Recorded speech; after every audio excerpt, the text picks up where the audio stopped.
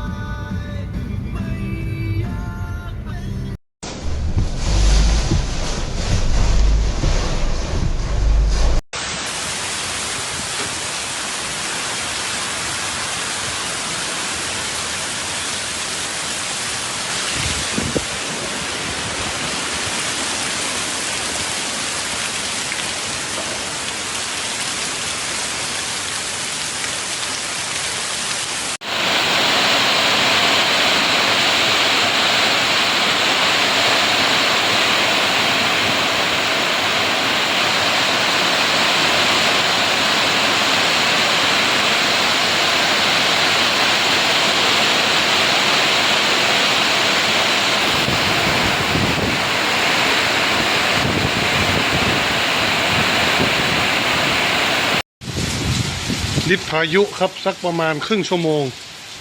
ตอนนี้สภาพ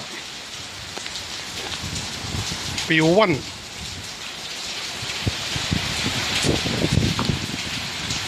เละ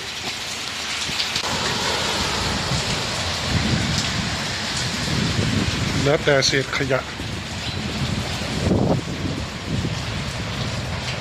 ถังน้ำกระจัดกระจาย